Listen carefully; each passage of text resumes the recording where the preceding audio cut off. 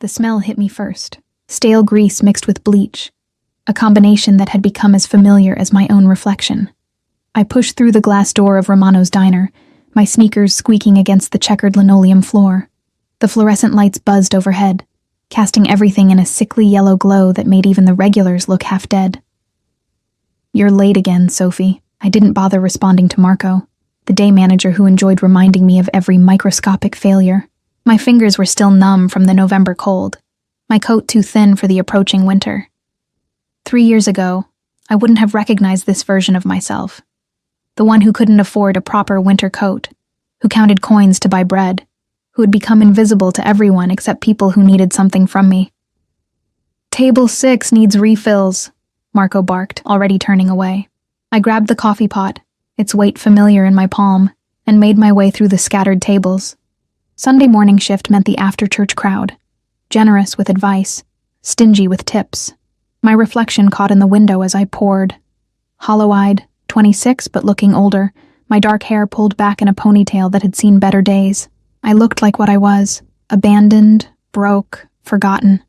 It had been 8 months since Derek left.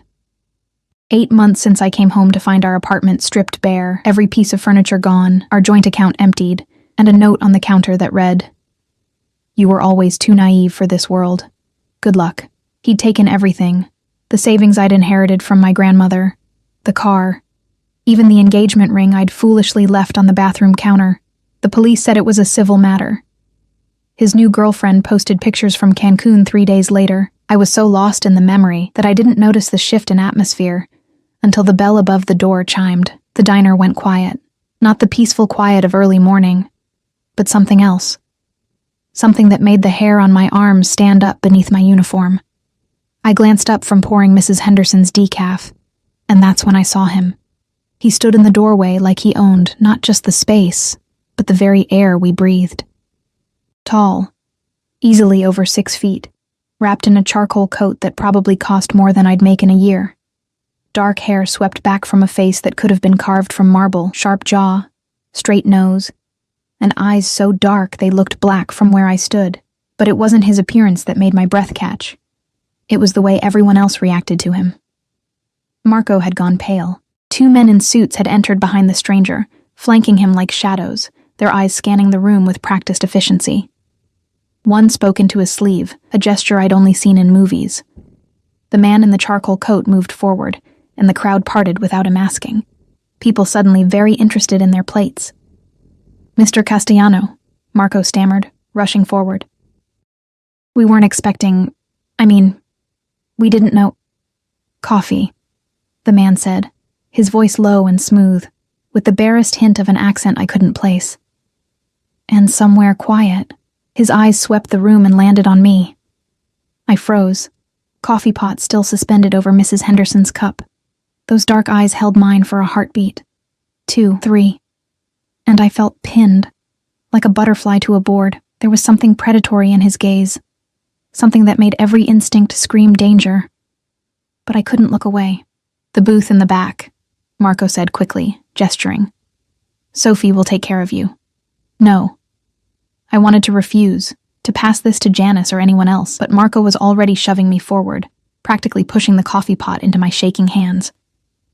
My sneakers carried me across the floor without my permission, and suddenly I was standing beside the corner booth, the one we usually saved for couples who wanted privacy. He slid into the seat with fluid grace, his guards positioning themselves at nearby tables, their backs to him but their attention clearly outward. I'd never seen anything like it. This wasn't just wealth. This was power, the kind that made people disappear into themselves. "Coffee," he repeated, and I realized I'd been staring. "Right, sorry, My hand trembled as I poured, and I watched in horror as the dark liquid sloshed over the rim, spilling onto the white saucer and dripping onto the table. "Shit," I whispered, grabbing napkins. "I'm so sorry, I'll get you another..." "Leave it." I looked up. He was watching me with an intensity that made my stomach flip. Up close, I could see details I'd missed. A small scar through his left eyebrow, the precise cut of his stubble, the way his hands rested on the table. Relaxed, but somehow ready. He smelled like expensive cologne and something darker, like smoke and secrets. I said, "Leave it." His tone wasn't harsh, but it left no room for argument. I stepped back, napkins clutched in my fist. "Can I get you anything else?" "Sit." What? "Sit down." He gestured to the seat across from him. "I can't. I'm working. Marco," he called without raising his voice or looking away from me. "The girl has a break now." "Yes, Mr. Castellano." Marco's voice came from across the diner, eager and frightened. "Sophie, take your break." My legs felt like water as I slid into the booth, the vinyl cold beneath my thighs. This was insane. I didn't know this man. I didn't know why he wanted me to sit, why he was looking at me like I was a puzzle he intended to solve. "What's your name?" he asked, though something in his eyes suggested he already knew. "Sophie. Sophie Chen." "Sophie Chen," he repeated, and the way he said it made my name sound like something valuable. "Do you know who I am?" I shook my head, though the fear in Marco's eyes and the guards and the way everyone avoided looking at us told me everything I needed to know. This was someone dangerous, someone powerful, someone I should run from. "Dante Castellano," he said, watching my reaction. The name meant nothing to me, but I saw one of his guards smirk, like my ignorance was either charming or foolish. Probably foolish. "I come here sometimes," Dante continued, his fingers tracing the rim of the coffee cup. "Early mornings when I need to think. I've seen you before." That should have comforted me. The idea that this wasn't random, that he'd noticed me in a normal way. Instead, it felt like discovering someone had been watching me through my window. "You're always tired," he observed. "You work 2 shifts most days. You take the bus on Halsted Street. You live alone in that apartment above the laundromat on Morrison." Ice flooded my veins. "How do you—" "And 8 months ago, someone stole everything from you." My hands started shaking. "I don't understand." "Derek Morrison," Dante said, and hearing that name from his lips made me flinch. "Your ex-fiancé. He cleaned out your accounts, took your inheritance, and disappeared. The police did nothing. You had no one to help you." Tears burned behind my eyes, but I blinked them back. "Why do you know this? What do you want from me?" He leaned forward, and the space between us seemed to shrink. "Derek Morrison worked for me once. Small time, running numbers, thinking he was smarter than he was. He stole from me too, $50,000 from a casino operation. Then he vanished." My breath caught. "I don't know where he is. I swear. I haven't heard from him since—" "I know where he is," Dante interrupted smoothly. "I've known for 3 months. Boca Raton, Florida. Living under the name David Marsh, spending money he shouldn't have. Hope and horror warred in my chest." "Then why—" "I don't need him anymore, Sophie. I need you." The world tilted. "What?" Dante reached into his coat and pulled out a photograph, sliding it across the table. I stared at it, my brain struggling to process what I was seeing. It was Derek, but not alone. He was with a woman. Blonde, beautiful, pregnant. Very pregnant. His girlfriend, Melissa Grant, Dante explained. 8 months pregnant. Due in 2 weeks. The coffee in my stomach turned acid. Derek was having a baby, with her, while I was eating ramen and working double shifts just to keep my electricity on. "What does this have to do with me?" My voice cracked. "Everything," Dante said softly, dangerously. "Because Derek Morrison didn't just steal money from you, Sophie. He stole something irreplaceable from both of us. And I'm going to make him pay, but I need you to help me do it." I should have stood up. Should have walked away. Should have run screaming from this man and his dark eyes, and the danger that clung to him like cologne. Instead, I heard myself whisper, "How?" Dante smiled then, slow and predatory, by becoming mine. Before I could process those words, before I could ask what they meant, his phone buzzed. He glanced at it, his expression darkening. "We'll continue this conversation somewhere more private," he said, standing. One of his guards immediately moved to his side. "You finish your shift, Sophie. At 6 o'clock there will be a car waiting for you outside. Black SUV. Get in it. And if I don't—" He paused, looking down at me with something that might have been amusement or might have been warning. "Then Derek Morrison keeps everything he stole from both of us, and you keep working yourself to death in this diner for the rest of your life. The choice is yours." He walked away, his guards following, leaving me alone in the booth with a cold cup of coffee and a photograph of the man who'd destroyed me, smiling with the life he'd stolen. Marco appeared at my elbow, his face still pale. Jesus Christ, Sophie, what did you do? I didn't answer. I couldn't. Because I had no idea what I'd just agreed to, or what I was about to become. But at 6 o'clock, when I pushed through the diner doors and saw the black SUV waiting at the curb, its engine purring like a predator, I knew I was going to get in. I'd been invisible for 8 months, forgotten, erased. Maybe it was time to be seen. The SUV's interior smelled like leather and money, the kind of new car scent that probably cost more than my monthly rent. I slid into the back seat, my damp uniform clinging to my skin, and immediately felt out of place. The driver didn't acknowledge me, just pulled smoothly into traffic. The city lights beginning to flicker on as dusk settled over Chicago.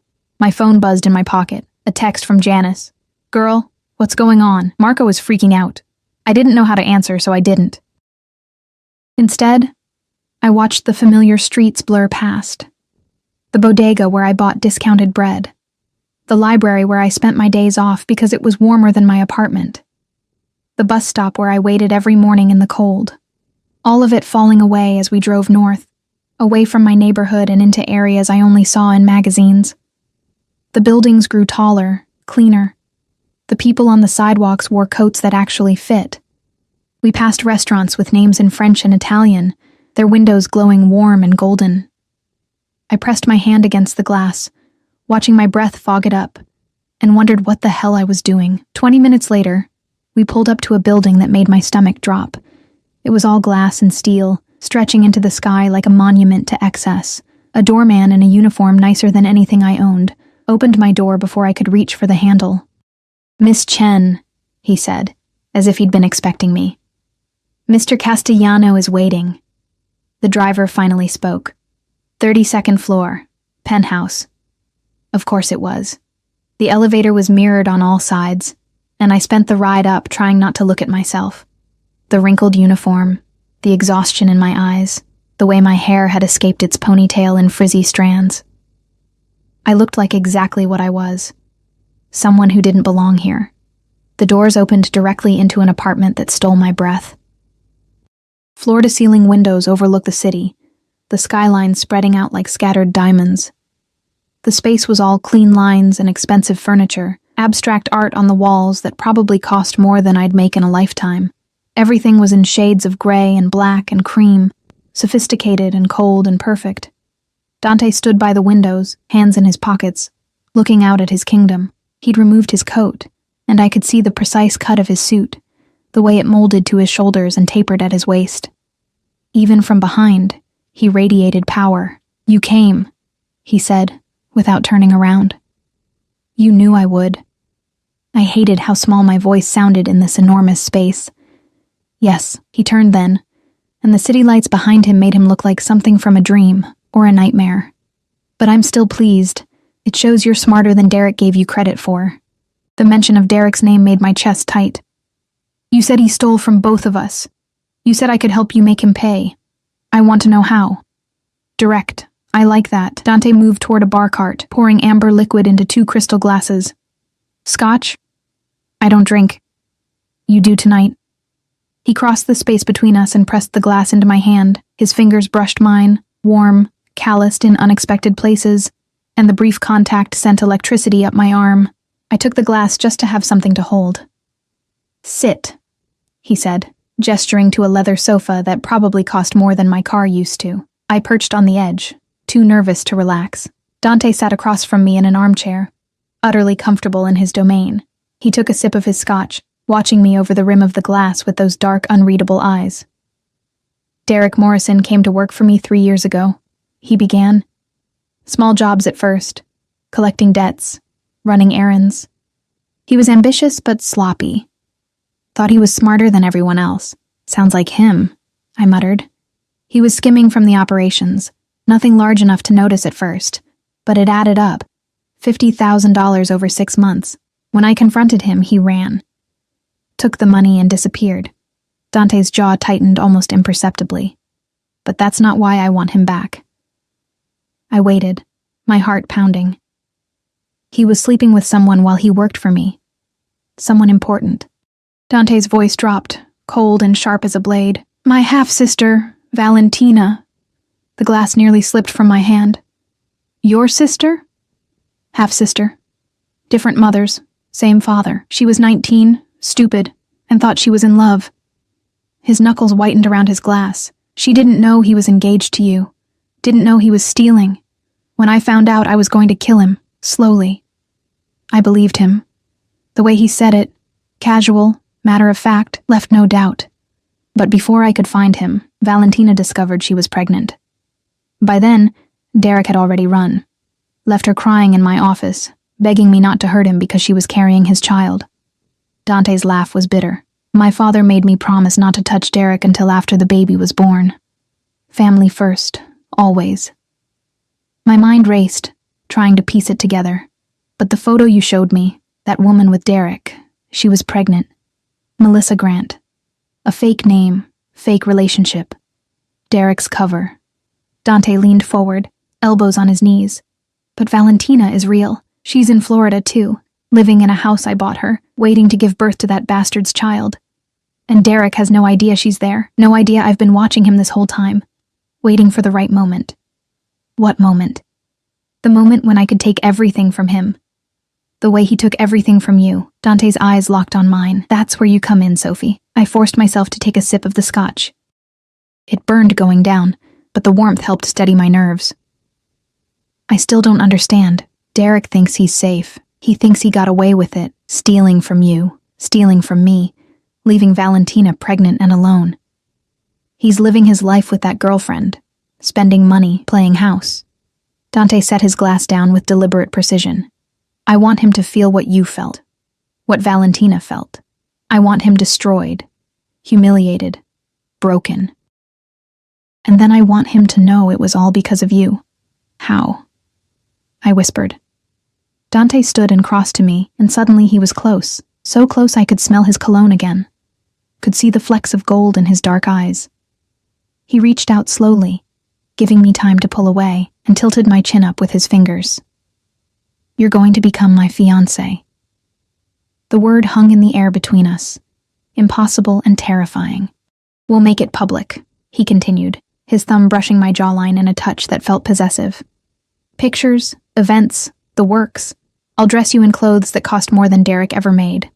I'll put diamonds on your fingers that will make his theft look like pocket change. You'll be seen on my arm at restaurants, galas, everywhere that matters. Why would that hurt him? My voice came out breathless, because Derek will see that the nobody he threw away became someone he could never touch. Someone protected by the most dangerous man in Chicago, someone who has everything he dreamed of and more. Dante's grip on my chin tightened just slightly. And when he's consumed with jealousy and rage, when he can't stand it anymore, he'll do something stupid. He'll try to contact you, or he'll try to come back. And when he does, I'll be waiting. And then what? Then I take everything. His money, his freedom, his future, and he'll know it was you who brought him down. I should have been horrified, should have run from this man and his dark plans and the danger that radiated from him like heat. But all I could think about was Derek's note. You were always too naive for this world, and the empty apartment, and the 8 months of struggling just to survive. What do I get out of this? I asked. Dante smiled, and it was like watching a wolf bare its teeth. Everything he stole from you, I'll get your money back. Every penny. Plus interest. Plus compensation for what you've suffered. Money isn't everything. No, he agreed. You also get revenge. You get to watch him lose everything like you did. You get justice. His hand slid from my chin to cup my cheek. And you get my protection. No one will ever hurt you again, Sophie. No one will ever make you feel small or invisible or worthless. I'll make sure of that. The promise in his voice made something in my chest crack open. When was the last time someone had wanted to protect me? When had I last mattered to anyone? How long would this arrangement last? I managed to ask. As long as it takes. A few months, maybe. Until Derek makes his move. Dante's thumb traced my cheekbone. You'll live here. I have plenty of space. You'll quit the diner, quit your second job. Your only job will be being seen with me and playing the part. And at night? The question came out barely above a whisper. His eyes darkened. Separate bedrooms. This is business, Sophie. unless you want it to be something else. The suggestion hung between us, dangerous and electric. I pulled away, standing up on shaky legs, needing distance from him and the way he made my skin feel too tight. I need to think about it. No, you don't. Dante stood as well, towering over me. You made your decision when you got in the car.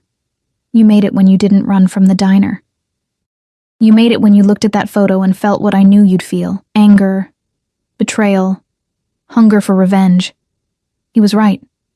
God help me. He was right. I need to hear you say it, though, he continued, stepping closer. I need to hear you choose this. Choose me. This is insane, I breathed. Yes, you're dangerous. Very. I don't even know you. You will. He reached out and took my hand, his fingers wrapping around mine completely. Say yes, Sophie. Let me give you back everything that was taken from you. Let me make you untouchable. I looked down at our joined hands. His so much larger, scarred across the knuckles, marked by a life I couldn't imagine. Then I looked up at his face, at those dark eyes that seemed to see straight through me. Derek had left me with nothing, had made me believe I was nothing. This man, this dangerous, powerful, terrifying man, was offering me everything. Yes, I whispered. Dante's smile was triumphant and possessive, and before I could process what was happening, he lifted my hand to his lips and pressed a kiss to my knuckles. The gesture was old-fashioned, courtly, and somehow more intimate than anything I'd experienced. Good, he murmured against my skin. Tomorrow we start. Tonight you rest. I'll have someone bring your things from your apartment. I should go get them myself. No. The word was absolute. You don't go back there. That part of your life is over, Sophie. As of right now, you're under my protection. That means you don't go anywhere without security. You don't make decisions without consulting me. You don't take risks. The possessiveness in his tone should have frightened me. Instead, it felt like being wrapped in armor. Marco will be looking for me, I said. The diner will receive a generous payment for your immediate resignation. Don't worry about Marco or anyone else from before. Your only concern now is this. He gestured between us. Us. Making this believable. Making Derek suffer. A knock at the door interrupted us. One of Dante's guards entered, the same one from the diner. Everything's arranged, boss. The room's ready. Thank you, Luca. Dante turned back to me. He'll show you to your room. There are clothes in the closet, toiletries in the bathroom. Tomorrow morning, we'll go shopping for more. Everything you need. I followed Luca down a hallway lined with more expensive art, my mind spinning. He opened a door to reveal a bedroom that was larger than my entire apartment had been. A king-sized bed with white linens, another wall of windows overlooking the city, a bathroom visible through an open door that looked like it belonged in a spa. Mr. Castellano's room is at the end of the hall, Luca said. You need anything? There's a phone by the bed. Just dial 1. And then he left me alone in luxury I'd never imagined, and I sank onto the bed, my hands shaking. What had I just agreed to? My phone buzzed again. Janice, still waiting for an answer. But there were also 3 missed calls from the landlord and a text from the electric company about my overdue bill. I looked around at the room, at the life I'd just stepped into, and made my choice all over again. I turned off my phone. The old Sophie Chen, the one who'd been abandoned and broken, could stay in that cold apartment above the laundromat. This Sophie, Dante Castellano's fiancée, was someone else entirely. Someone Derek Morrison was going to regret ever meeting. I woke to sunlight streaming through windows I'd forgotten to cover, and the smell of coffee brewing somewhere in the penthouse. For a moment, I couldn't remember where I was. The bed was too soft, the sheets too smooth, the silence too complete. Then it all came rushing back. Dante, the deal, the revenge I'd agreed to help orchestrate. My phone sat on the nightstand where I'd left it, still turned off. I didn't reach for it. Instead, I padded barefoot across plush carpet to the bathroom and stopped in the doorway, speechless. Marble countertops, a shower that could fit 4 people, a bathtub that looked more like a small pool. Bottles lined the counter, expensive brands I'd only seen in magazines. Skincare, hair care, perfume, all unopened, all waiting. I caught my reflection in the mirror. My uniform from yesterday lay crumpled on the floor where I'd shed it. I stood in an oversized t-shirt I'd found in the closet drawer, my hair a mess, dark circles still prominent under my eyes despite sleeping better than I had in months. I didn't look like someone who belonged in Dante Castellano's world, but that was going to change. After a shower that felt like heaven, hot water that didn't sputter out after 5 minutes, water pressure that actually worked, I wrapped myself in a robe so soft it felt like sin and ventured out of the bedroom. The penthouse looked different in daylight, less intimidating, but somehow more real. I followed the smell of coffee to a kitchen that was all steel and granite, where Dante sat at an island reading a tablet, a cup of espresso at his elbow. He looked up as I entered, and I became acutely aware that I was wearing nothing but a robe. "Good morning," he said, his eyes traveling over me in a way that made heat creep up my neck. "Coffee?" "Please." He stood and moved to an espresso machine that looked like it required an engineering degree to operate. I watched his hands, confident, precise, as he prepared my cup. He was dressed more casually than yesterday. Black slacks, a charcoal sweater that emphasized his broad shoulders. No jacket, no guards hovering. Just him. "How did you sleep?" he asked, sliding the cup across the counter to me. "Better than I have in months." The admission felt dangerous. "Good." He returned to his seat, studying me over his tablet. "We have a busy day. First, shopping. You need an entire wardrobe, everything from everyday clothes to gowns for events. Then this afternoon, we're having engagement photos taken." I nearly choked on my coffee. "Already?" "The sooner we make this public, the sooner Derek hears about it. I want the news to reach him while he's still comfortable, still thinking he's safe." Dante's expression hardened. "I want him to see you in newspapers, on social media, everywhere he looks. I want you to haunt him." The vindictive part of me, the part that had grown in the 8 months since Derek left, thrilled at the idea. But another part, smaller and more frightened, whispered warnings. "What if he doesn't care?" I asked quietly.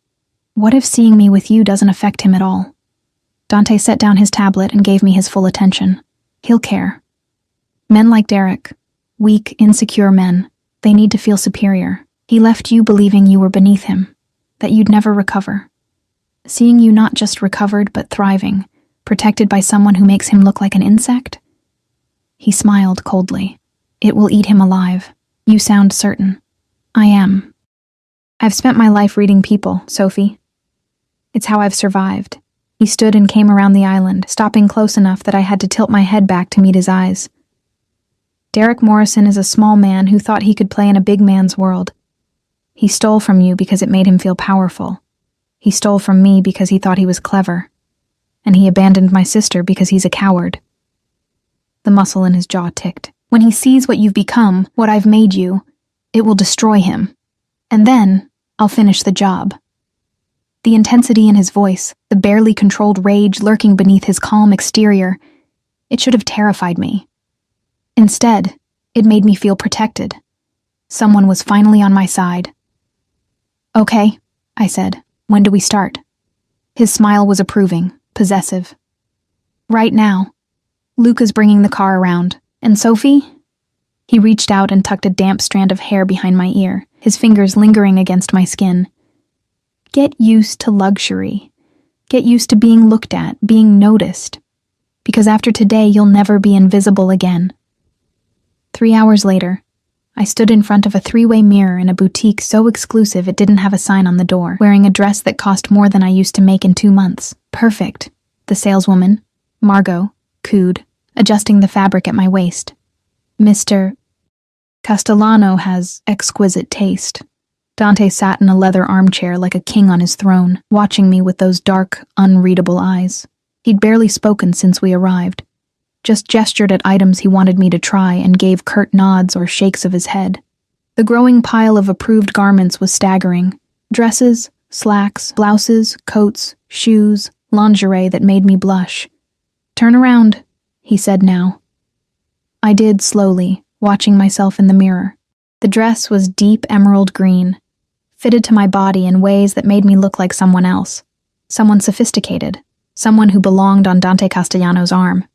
"We'll take it," Dante said. "And the navy one, and the black cocktail dress. Excellent choices, Mr. Castellano." As Margot rushed off to process the purchases, Dante stood and approached me. In the mirror, I could see us together. Him dark and dangerous behind me wide-eyed and transformed in front of him.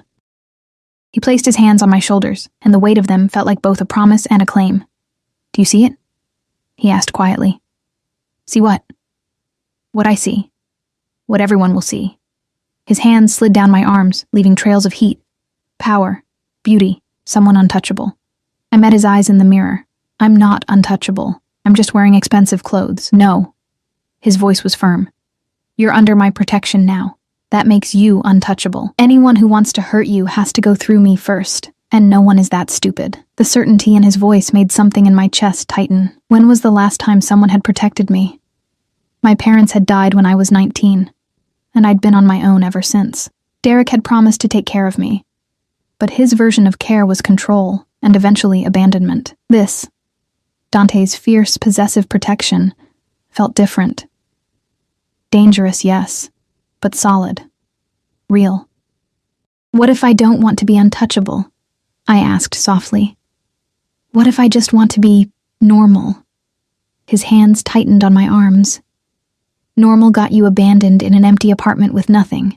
Normal got you working yourself to exhaustion for scraps. Normal made you invisible." He leaned closer, his breath warm against my ear. "I'm offering you extraordinary, Sophie. Take it." Before I could respond, his phone buzzed. He released me and stepped back, all business again as he answered. "What is it?" I watched his expression darken as he listened. "When?" A pause. "No, keep watching. Don't approach. I'll handle it." He ended the call and looked at me. "We need to go." "What's wrong?" "Derek just booked a flight to Chicago. He'll be here in 3 days." My blood went cold. "How do you know?" "Because I have people watching his every move, monitoring his accounts, tracking his communications. I know everything he does, Sophie." Dante's smile was sharp as a blade. "And he just took the bait." "What bait? We haven't even—" "I had someone leak a photo from this morning. You and me getting into the car together. It was posted on a gossip blog an hour ago with speculation about Chicago's most eligible bachelor and his mysterious new companion." He stepped closer, cupping my face in his hands. "He saw it, and now he's coming." Fear and excitement warred in my stomach. "But I'm not ready. We haven't even—" "You're ready." Dante's thumb stroked my cheeks. "And tonight, we make it official. I'm taking you to Marcello's, the most exclusive restaurant in the city. We'll be seen. Photographed. And tomorrow, the announcement of our engagement will be in every paper and on every social media feed." "Tomorrow?" My voice came out as a squeak. "Tomorrow, before Derek lands. I want him to arrive knowing you're mine." The possessiveness in his tone should have alarmed me. Instead, it sent shivers down my spine. "Can you do this, Sophie? Can you play the part of a woman desperately in love with me?" I looked at him, this dangerous, powerful man who'd swept into my life and offered me everything Derek had taken. This man who looked at me like I mattered, like I was valuable, like I was worth protecting. "Yes," I whispered. "Good." He released me and pulled out his phone, typing rapidly. "Margot will finish here. Luca will take you back to the penthouse. I have some business to attend to, but I'll pick you up at 8. Wear the black dress." "Dante." He looked up, and the intensity in his gaze stole my breath. "What happens when this is over?" I asked. "When Derek is caught and punished and your sister has her baby, what happens to me?" For a moment, something flickered in his eyes, something that might have been uncertainty, or might have been desire. Then it was gone, replaced by his usual controlled expression. "We'll discuss that when the time comes," he said. "For now, focus on tonight. Focus on being mine." Then he was gone, striding out of the boutique with the confidence of a man who owned the world. I stood alone in the emerald dress, surrounded by luxury, and wondered if I'd made a deal with the devil. That evening, I stood in front of the mirror in my bedroom, barely recognizing myself. The black dress hugged every curve, the neckline just low enough to be daring without being vulgar. My hair had been professionally styled, loose waves that cascaded over my shoulders, makeup that made my eyes look huge and mysterious, heels that added 3 inches to my height, but still left me shorter than Dante. I looked like someone from a movie, someone important, Someone who definitely didn't work double shifts at a diner. A knock at my door made me jump. "Come in." Dante entered, and the sight of him in a tailored tuxedo made my mouth go dry. He looked like sin and power wrapped in expensive fabric, his dark eyes sweeping over me with an intensity that made my skin burn. "You're beautiful," he said simply. "Thank you. You look—" I struggled for words. "Very handsome." He crossed the room and pulled a small box from his pocket. "One more thing." The ring inside made my heart stop. It was stunning. A large diamond surrounded by smaller stones set in platinum. The kind of ring that made statements. The kind of ring that declared ownership. "Give me your hand," Dante said. I extended my left hand, trembling slightly. He slid the ring onto my finger, and it fit perfectly, catching the light and throwing rainbows across the walls. "How did you know my size?" I asked. "I know everything about you, Sophie." He lifted my hand to his lips, kissing just above the ring. "Your size, your coffee order. The fact that you're afraid of heights but pretend you're not. The fact that you haven't cried once since Derek left, because you refused to give him that power." Tears burned behind my eyes at the accuracy of his observations. "But you can cry with me," he continued softly. "You can be vulnerable with me. Because I won't use it against you. I'll protect you instead." A tear escaped, rolling down my cheek. Dante caught it with his thumb, his touch impossibly gentle for such a dangerous man. "Thank you," I whispered. "Don't thank me yet." He released my hand and offered his arm. "Tonight is just the beginning. Are you ready?" I looked at the ring on my finger, feeling its weight. Looked at Dante, standing there in his tuxedo, offering me revenge and protection, and a life I'd never dreamed possible. "Yes," I said, taking his arm. "I'm ready." As we walked out of the penthouse together, the flash of cameras already waiting downstairs, I realized something terrifying. This might have started as a business arrangement, as revenge against Derek, but the way Dante looked at me, the way he touched me, the way he said my name, this was becoming something else entirely. And I wasn't sure if that thrilled me or terrified me, maybe both. Marcello's was everything I'd imagined exclusive restaurants to be, and more. Crystal chandeliers cast golden light over white tablecloths, the murmur of conversation mixing with soft classical music. Every face I glimpsed looked wealthy, important, the kind of people who appeared in society pages, and they were all staring at us. Dante's hand rested on the small of my back as we were led to a private corner table, the weight of it both comforting and claiming. I could feel eyes following us, hear the whispers starting. The maitre d' pulled out my chair with a flourish, treating me like royalty simply because I was with Dante. "Mr. Castellano, what a pleasure. Your usual table, of course." "Thank you, Vincent." Dante settled across from me, completely at ease despite the attention. "We'll have the tasting menu, and champagne, the Cristal." "Excellent choice, sir." As Vincent hurried away, I leaned forward, keeping my voice low. "Everyone's watching us. Good. That's the point."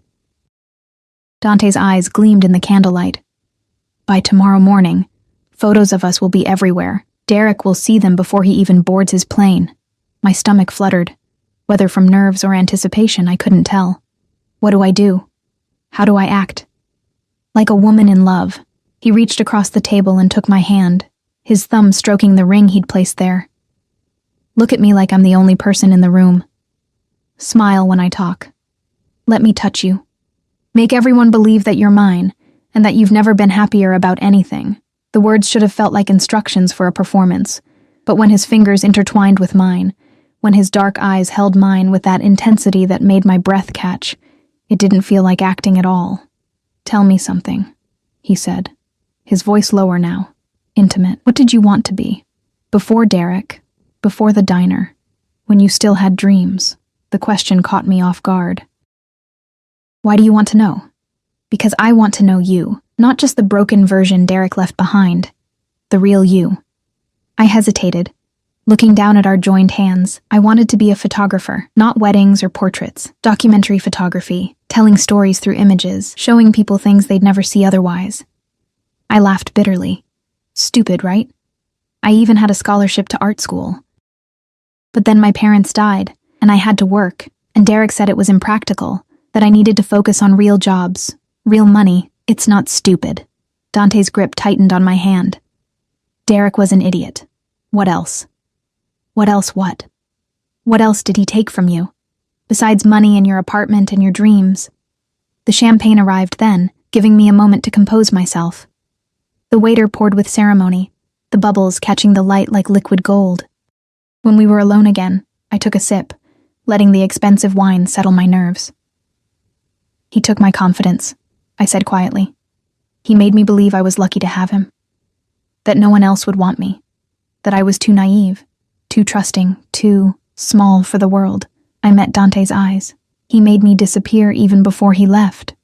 Something dark and dangerous flashed across Dante's face. He was wrong. About all of it. Was he? I pulled my hand back, suddenly angry. At Derek, at myself, at the whole situation. Look at me, Dante.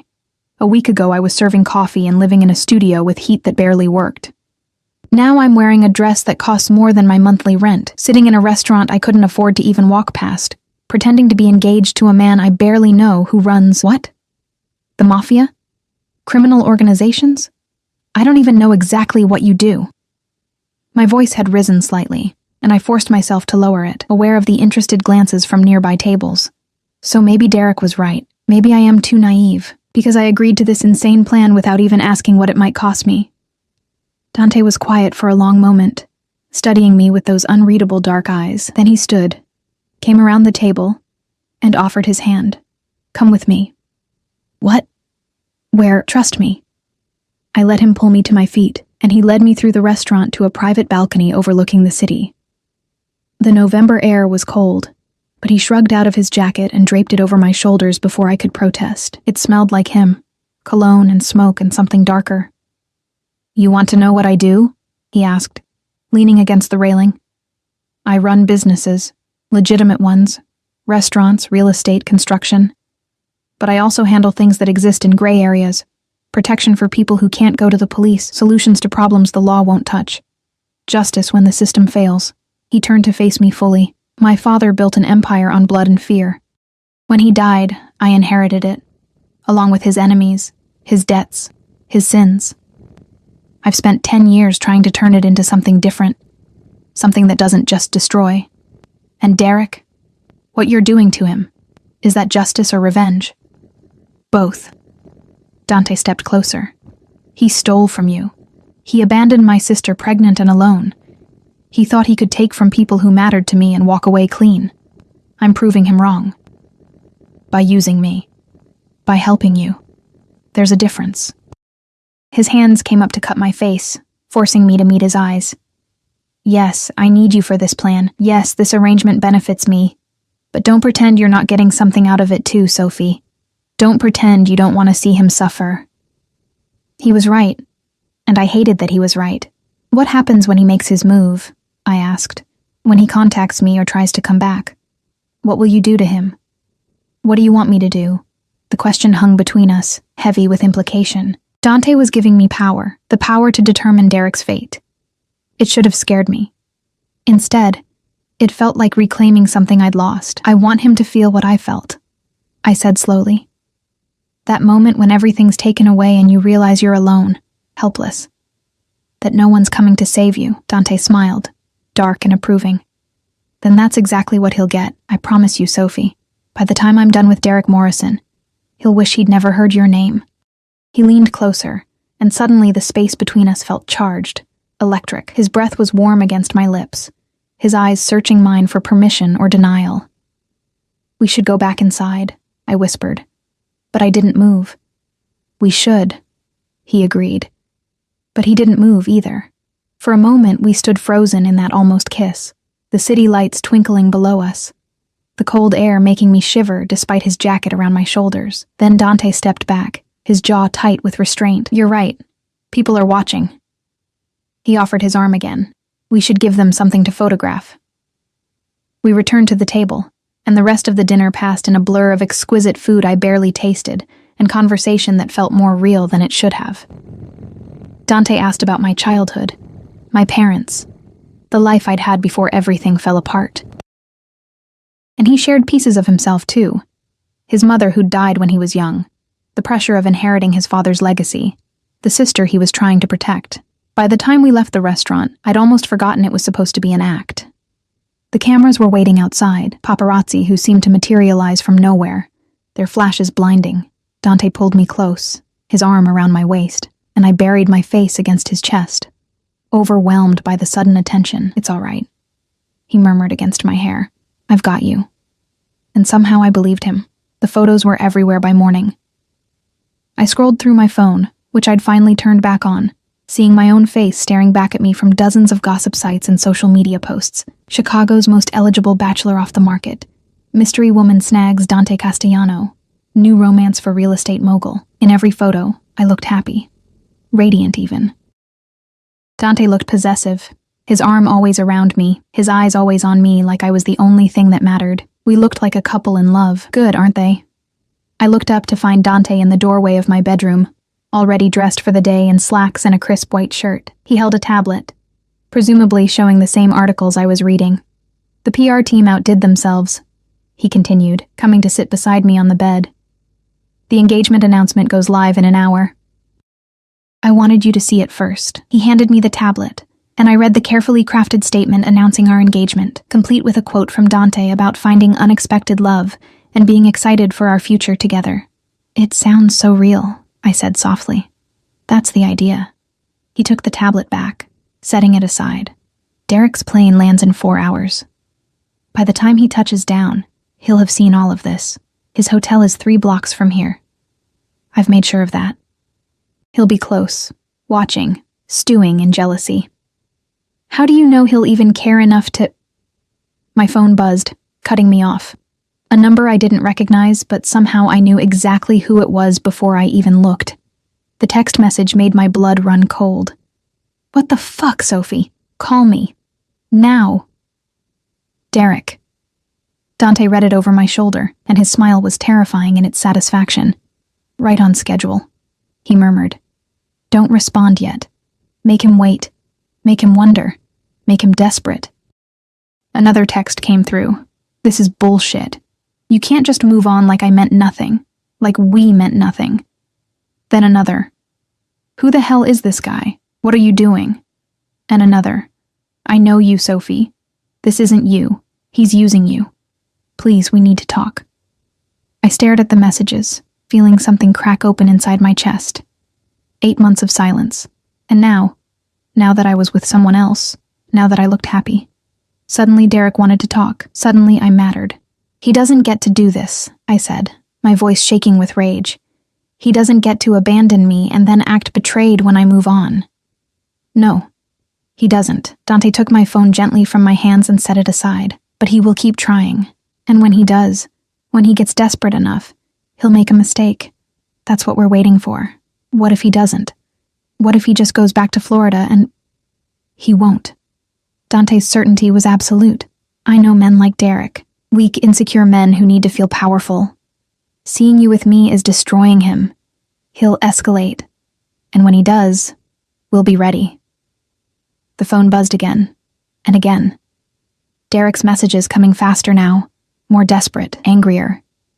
"You think you're better than me now? You think some rich asshole makes you special? I gave you everything and you threw it away for what? Money? Status? You're making a mistake, Sophie.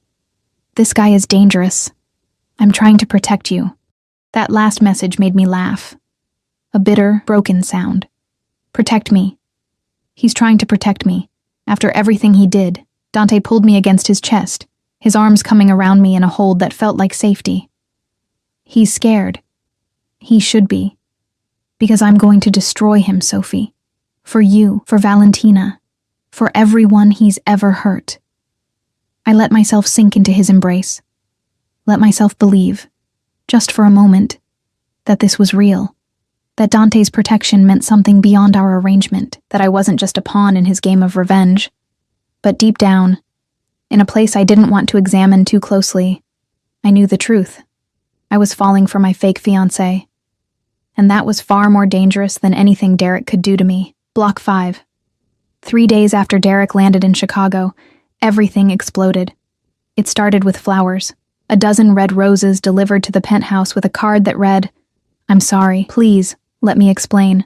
I still love you. Mondi Dante had them thrown away before I could even touch them. Then came the letters, slipped under restaurant doors where we ate, handed to Luca by nervous-looking messengers. Derek's handwriting, increasingly frantic, begging for a chance to talk, to explain, insisting that he'd made a mistake leaving me. He's spiraling, Dante said with satisfaction, reading one of the letters over breakfast. Perfect. But I felt something twisting in my stomach. Not sympathy for Derek exactly, but a growing unease about what we'd set in motion. The messages were getting darker, more possessive. You belong with me, not him. I know you still love me. Don't make me do something we'll both regret. He's threatening me, I said, showing Dante the latest text. His expression went cold and dangerous. He's threatening himself. Luca, I want extra security on Sophie. No one gets within 50 feet of her without clearance. Already done, boss. I'd gotten used to the shadows, the men in dark suits who followed at a discreet distance whenever I left the penthouse. But now their presence felt heavier, more ominous. This wasn't just about revenge anymore. Derek was becoming unstable, and I was in the crosshairs. That evening, Dante had a business dinner he couldn't miss. Come with me, he said, adjusting his tie in the mirror. I thought you had to discuss business things. You're my fiancé. You belong at my side. He turned to face me, his expression serious. Besides, I don't want you here alone, not with Derek acting erratic. So I found myself in another exclusive restaurant, this one even more intimidating than Marcello's. Private dining room, men in expensive suits conducting conversations in low voices. I sat beside Dante, his hand occasionally resting on my thigh beneath the table, a possessive touch that sent heat through my body, despite the dangerous atmosphere. The meeting was about construction contracts and city permits, things I barely understood, but I watched Dante work, the way he commanded respect with just a look, the way grown men deferred to him, the casual power in every word he spoke. This was his world, and somehow, impossibly, I'd become part of it. We were leaving through the back entrance, Luca and 2 other guards flanking us, when Derek appeared. He looked terrible, unshaven, wild-eyed, his clothes rumpled, nothing like the polished man who'd left me 8 months ago. He stumbled forward from between parked cars, and Luca immediately stepped between us, hand going to his jacket. Sophie, please, I just want to talk. My heart hammered against my ribs. Dante's arm came around my waist, pulling me behind him, his body a shield between Derek and me. You need to leave, Dante said, his voice deadly calm. Now. Fuck you. Derek's face twisted with rage. Sophie, he's using you. Can't you see that? He's a criminal, a monster. He's going to hurt you. The only person who hurt her was you. Dante's voice dropped lower, more dangerous. You stole from her, abandoned her, left her with nothing. And now you have the audacity to claim you're protecting her? I made a mistake. Derek's eyes locked on mine, pleading. Sophie, baby, please. We can fix this. Come back to me. Leave this bastard and come back where you belong. Something inside me snapped. I stepped around Dante, ignoring his attempt to hold me back, and walked right up to Derek. Close enough to see the desperation in his bloodshot eyes, to smell the alcohol on his breath. I don't belong to you, I said clearly. I never did. You made sure of that when you took everything from me and left me to survive on my own. Sophie. No. You don't get to talk now. You had 8 months to contact me, to apologize, to give back what you stole, but you didn't. You were too busy spending my inheritance with your girlfriend in Florida. I smiled, and it felt sharp as broken glass. Oh yes, I know about Melissa, about the baby, about all of it. Derek's face went white. How? Because, unlike you, Derek, I'm not alone anymore. I have someone who actually protects me. Someone who values me. Someone who would never leave me with nothing. I held up my left hand, letting the diamond catch the light, and in 3 months, I'm going to marry him. You're lying. But Derek's voice shook. This is all fake. Some kind of revenge plot. You're not actually... Every word she said is true, Dante interrupted, coming to stand beside me. His arm slid around my waist, claiming, Sophie is mine now, under my protection. which means if you come near her again, if you contact her, if you so much as think about her, I'll make you disappear. Do you understand me, Derek? The threat in Dante's voice was unmistakable.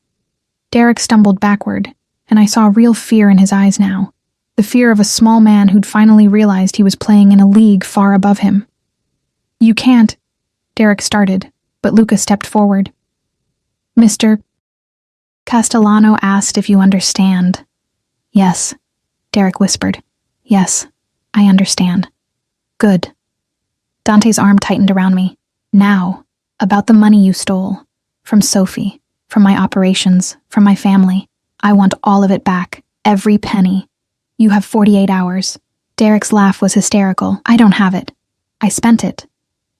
Then you'd better find a way to get it. Dante's smile was terrifying. Because if you don't, I'll take it out of you in other ways. Starting with that nice girlfriend of yours in Boca Raton. Melissa, wasn't it? All the color drained from Derek's face. You leave her alone. She has nothing to do with this. Neither did Sophie. Neither did Valentina. But that didn't stop you, did it? Dante pulled out his phone and showed Derek something that made him stagger. That's your daughter, by the way. Valentina gave birth 2 days ago. Beautiful little girl. She has your eyes. I gasped. Dante hadn't told me Valentina had given birth. Derek stared at the phone, something broken and desperate in his expression. I have a daughter? You have 2 children you've abandoned, Dante corrected coldly. Valentina's baby, and the one Melissa is carrying. You're quite the family man, Derek. Such a shame you're also a thief and a coward. I want to see her. My daughter. Please. You gave up that right when you stole from my family and ran. Dante pocketed his phone. 48 hours, Derek. The money, or I go to the authorities with evidence of your embezzlement, fraud, and theft. I have documentation of everything, including the accounts you thought you'd hidden. You'll spend the next decade in prison, and Melissa will raise your child alone while you rot. You bastard. 48 hours. Dante turned, keeping me tucked against his side. Luca, make sure Mr. Morrison finds his way out. And if he comes near Sophie again, break his legs. With pleasure, boss. Dante led me to the car, and I was shaking so hard I could barely walk. Once we were inside, the tinted windows hiding us from the world, I finally let myself fall apart. He has a daughter, I whispered. With your sister, and another baby coming with Melissa.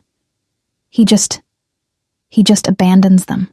How can someone do that? Because he's weak. Because he only thinks of himself. Dante pulled me onto his lap, cradling me against his chest, but he won't hurt anyone else. I promise you that. What happens in 48 hours when he can't pay?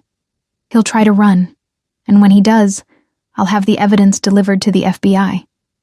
He'll be arrested before he makes it to the airport. Dante's hand stroked my hair, soothing. It's almost over, Sophie. Soon Derek will be in prison. You'll have your money back, and all of this will be finished. Finished. The word should have brought relief. Instead, it felt like a door closing. And us? I asked quietly. What happens to us when this is over? Dante was silent for a long moment, his hand stilled in my hair, and I could feel the tension in his body. Sophie, don't. I pulled back to look at him, tears streaming down my face. Don't tell me this was just business. Don't tell me the past 2 weeks meant nothing.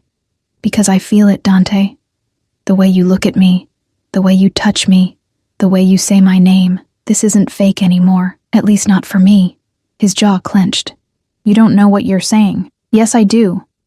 I'm saying I'm falling for you. I'm saying that somewhere between the revenge plot and the fake engagement and all of this insanity, I started to care about you. Really care.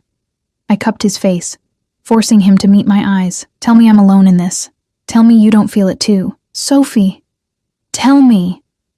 I can't. The words burst from him raw and honest. I can't tell you that because it would be a lie.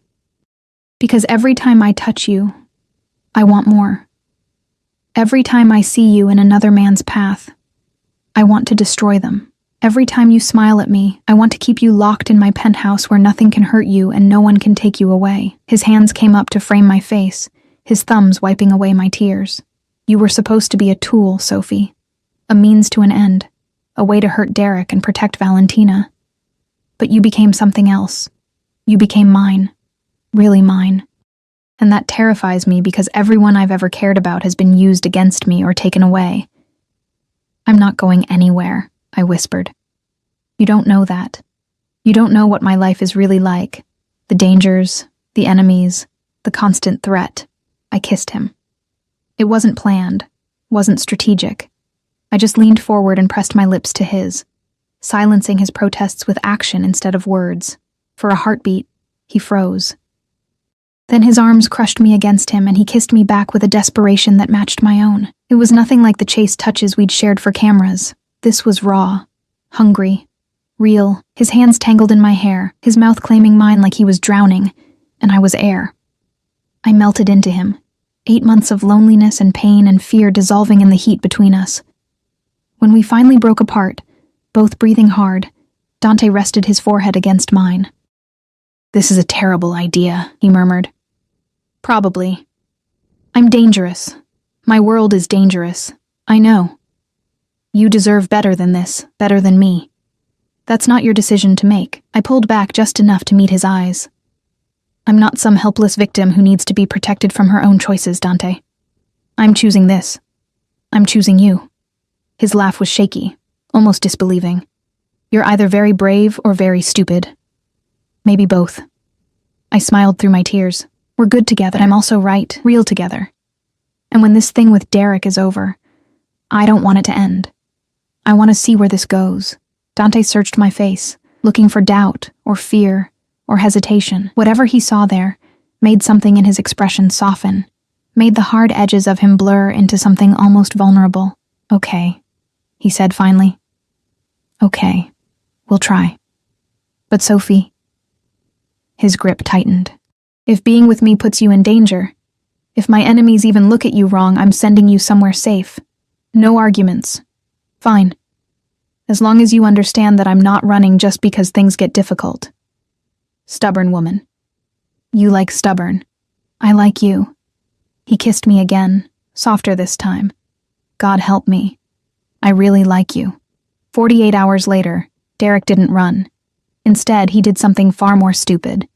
He tried to break into the penthouse. I was in the kitchen making coffee when the alarms went off, security flooding the apartment. Dante pushed me into a panic room I hadn't even known existed, sealing me inside while he dealt with the threat. Through security monitors, I watched Derek being wrestled to the ground by Luca and 2 other guards. He was screaming, crying, begging for a chance to talk to me.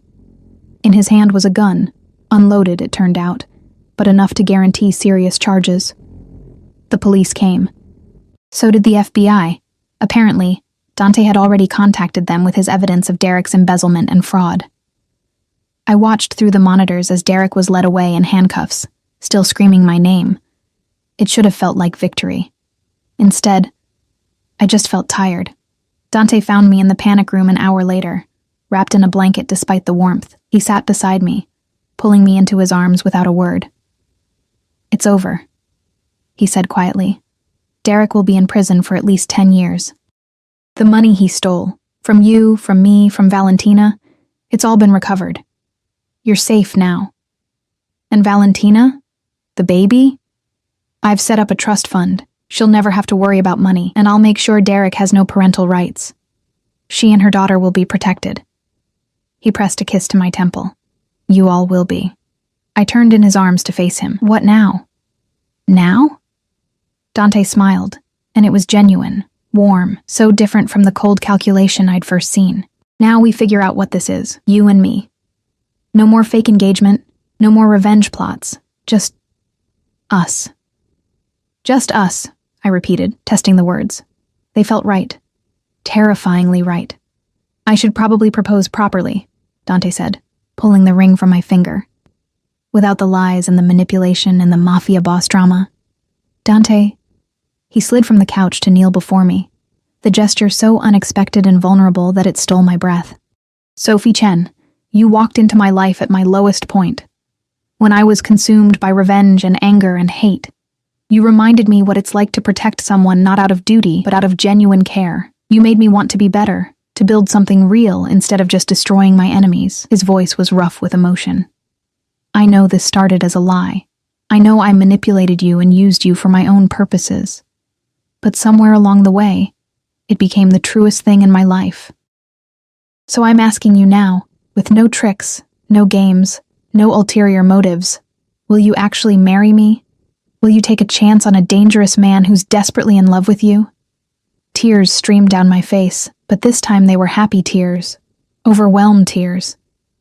Tears of something that felt like coming home after being lost for so long. Yes, I whispered. Yes, you terrifying, possessive, wonderful man. I'll marry you.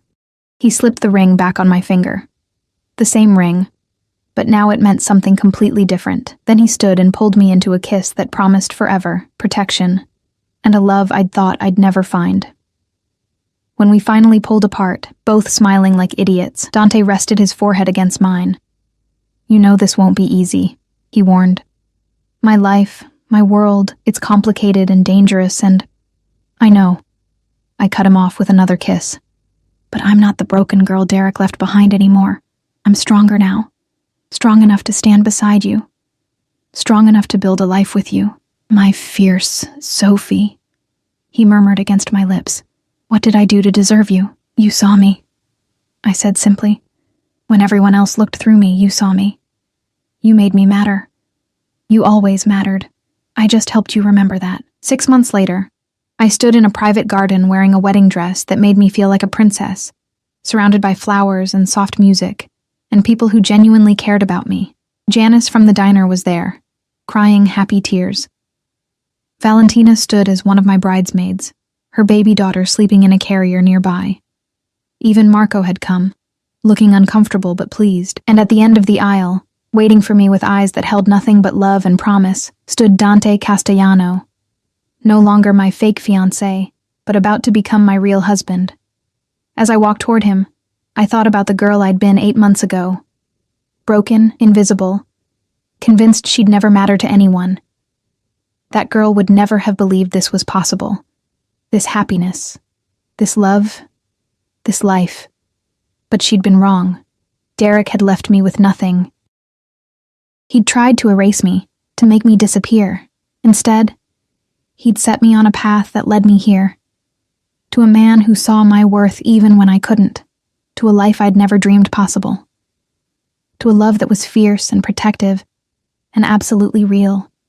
Dante took my hands when I reached him, and his smile was private. Just for me. Ready, he whispered. For anything. I whispered back. As long as it's with you. The past was behind us. Derek in prison. The revenge complete. The debts and ahead of us stretched a future neither of us had planned, but both of us wanted desperately. As we said our vows, as Dante slipped a wedding band beside my engagement ring, as he kissed me in front of everyone who mattered, I realized something important. Sometimes the worst betrayal leads you exactly where you need to be. Sometimes losing everything means gaining something far more valuable. And sometimes, the man who starts as your protector becomes the love of your life. My ex had left me with nothing, but in losing everything, I'd found the man who would give me the world. And that was worth every moment of pain it took to get here.